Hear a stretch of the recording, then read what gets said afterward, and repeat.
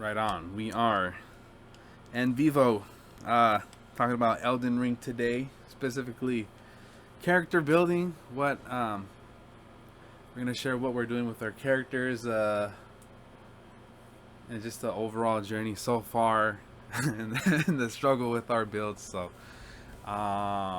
Lewis, um, Hello, hello. shoot, start us off with what what kind of character what kind of character build are you using right now? Are you 'cause I know when you first pick a character like to make, there's different classes and like preset classes. Did you go over any preset class or what?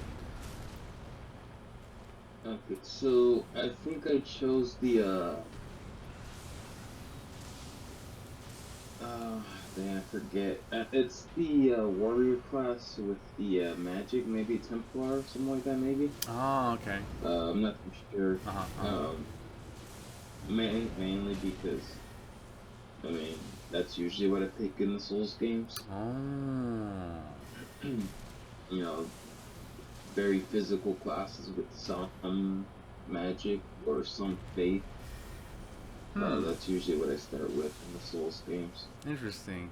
Is there a reason behind that or? It's usually for, backup spells like Soul Ray or Soul Arrow. But in this case, I think I'm going to go for, like a summon or something. I know people like really look down on summons, but I don't care, to be honest. Yo.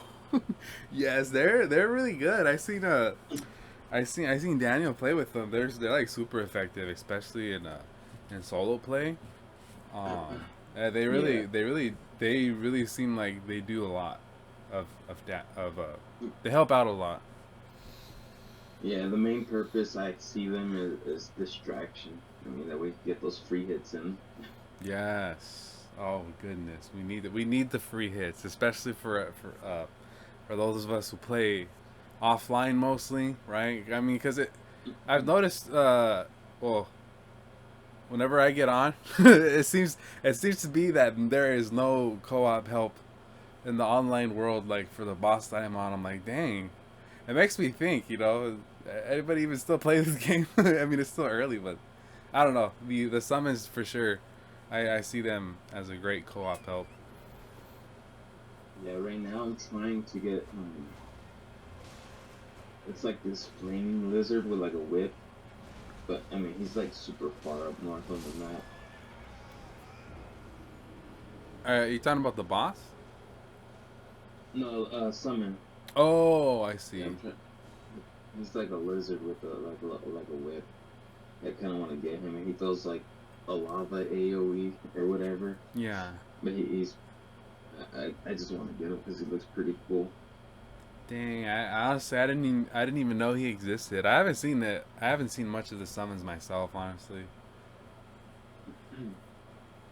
Yeah, I've been kind of looking a couple of them. Some are very like overpowered.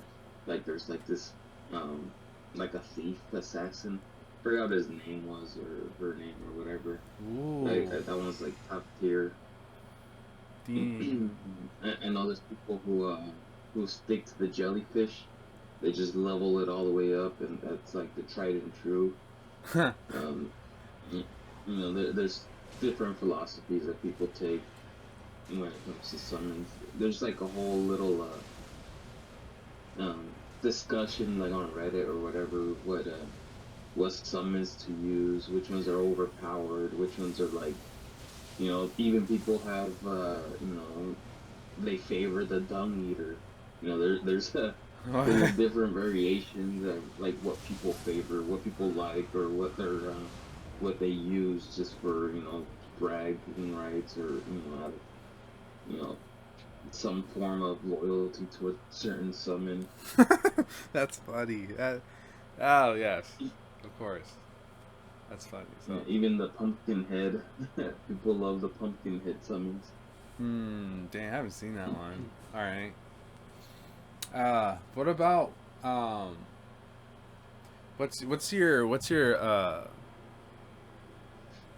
what is your methodology? Your methodology. What? How do you go about um managing your runes when it comes to like leveling up like your attribute points? What's your mindset behind that for your character? So I'm still pretty early game. I literally only defeated the first boss, Uh huh.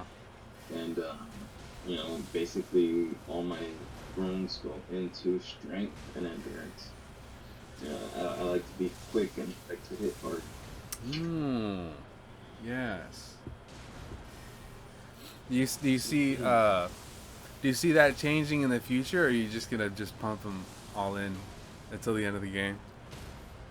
I'll probably pump that into the end of the game. Maybe a little bit more into magic or whatever that you know attributes called, just so I can get the prerequisite for the summons or whatever. But Oh, for the most, I might pump some into vitality, but it's gonna be generally strength based. dang! That's what I'm talking about. One stat, one stat, two stat. Yes. Um. What about what about weapons? Are you still using like the weapon that came with your character when you made it, or?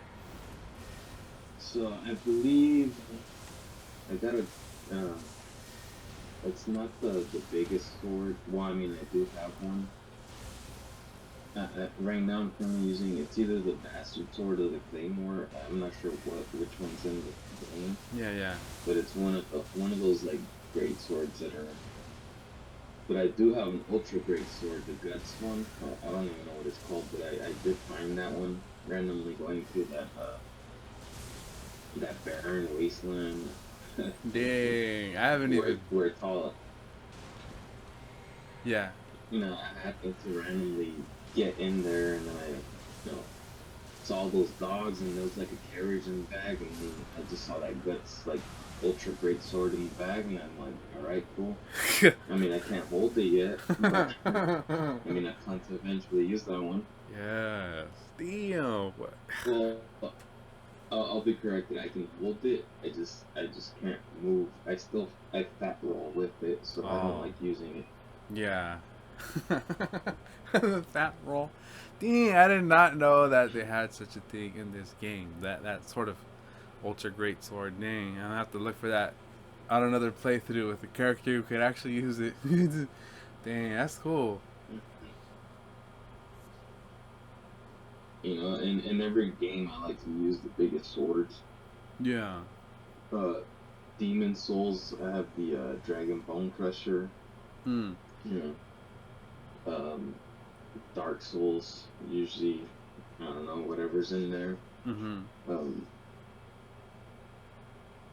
I mean, the Dark Souls, to me, one of the best weapons is Zwei. That one's really good. Which one? You Oh. get the Zweihander. Oh yes. You get that one very early. You get it very early, but you can clear the game with it. Dang. All right. Yeah, I've just always had a natural affinity for the bigger swords. Yeah. They are cool. Big and heavy and strong.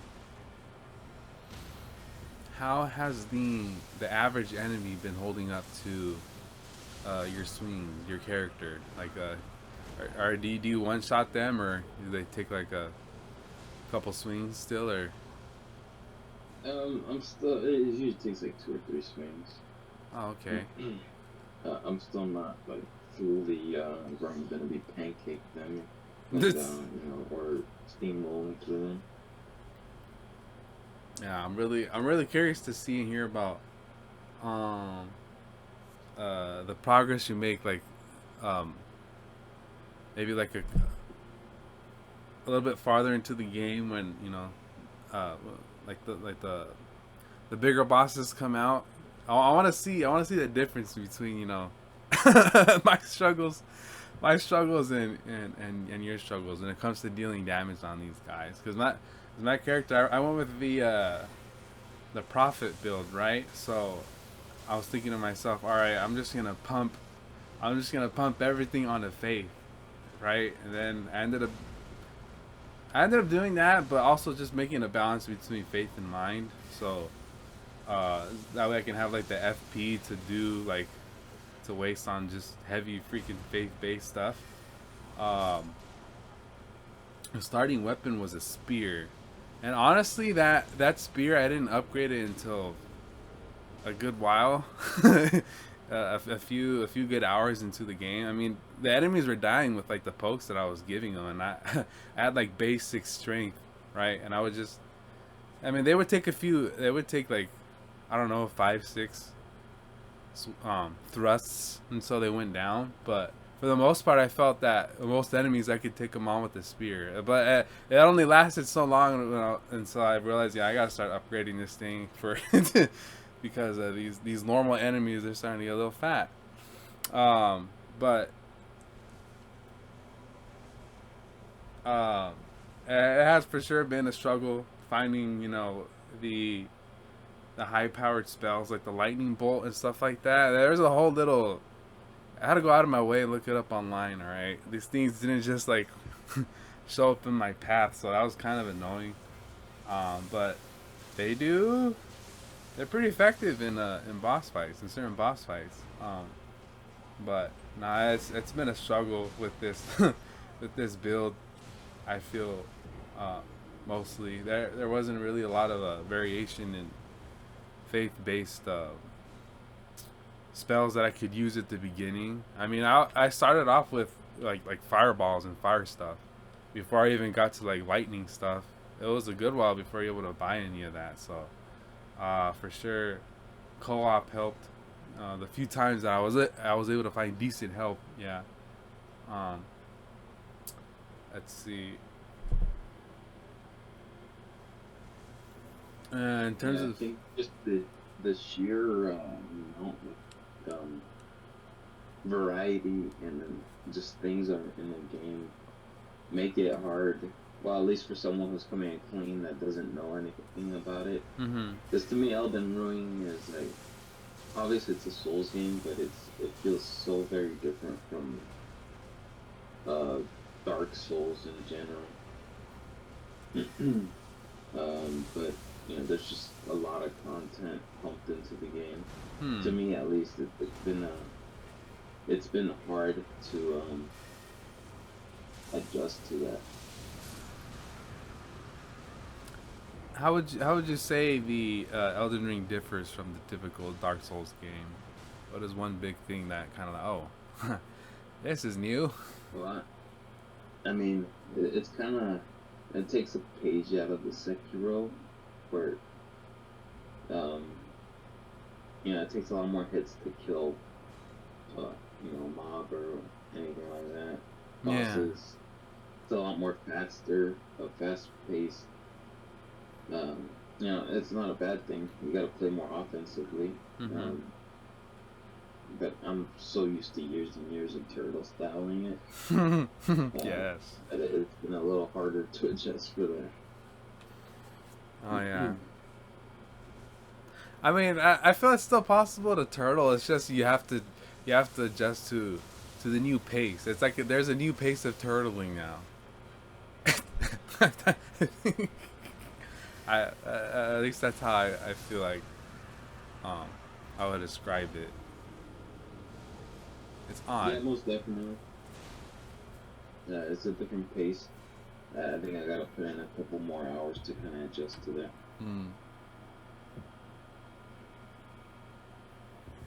All right. Yeah, I've watched extensive, different variety of people how to play it, and there's not a single one. I mean, that's a Souls game. There's different variations of how to play it. Yeah.